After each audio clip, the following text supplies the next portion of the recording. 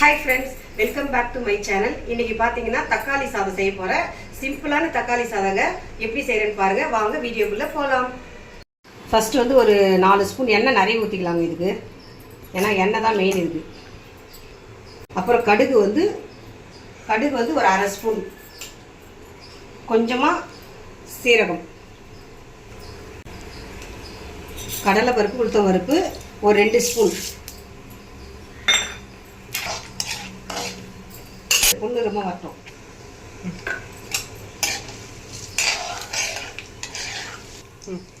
கடலைப்பருப்பு உளுத்தம் பருப்பு வந்து பொன்னிறமாக வதங்கின பிறகு பூண்டு ஒரு 5 பல், பச்சை மிளகாய் வந்து ஒரு 3 போட்டுங்க. இதாங்க மெயினான காரம், அதனால் பச்சை மிளகாய் கொஞ்சம் உங்களுக்கு தேவைக்கேற்ப போட்டுக்குவோம். கருவேப்பிலை, தக்காளி ஒரு 5 தக்காளி போட்டுருக்கோங்க.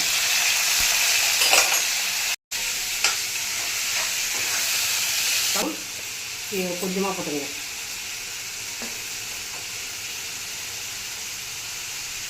மஞ்சத்தூள் ஒரு 1/4 ஸ்பூன், உப்பு தேவையான அளவு.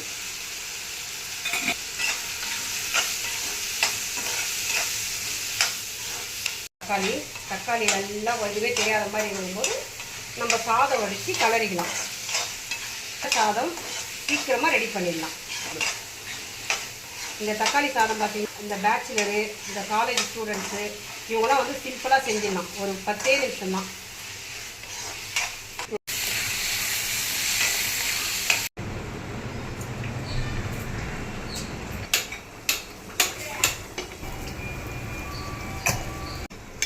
ஃபைனலாக வந்து கொத்தமல்லி போட்டுடலாங்க.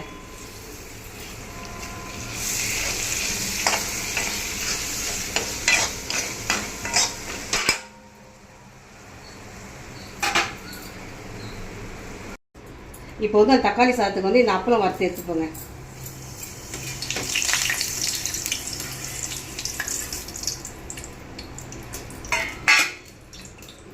தக்காளி சாதத்துக்கு இது மாதிரி அப்பளம் வச்சு சாப்பிட்டீங்கன்னா டேஸ்ட்டாக இருக்கும். அப்படி இல்லைன்னா உருளைக்கிழங்கு பொரியல் கூட வச்சு சாப்பிடலாம்.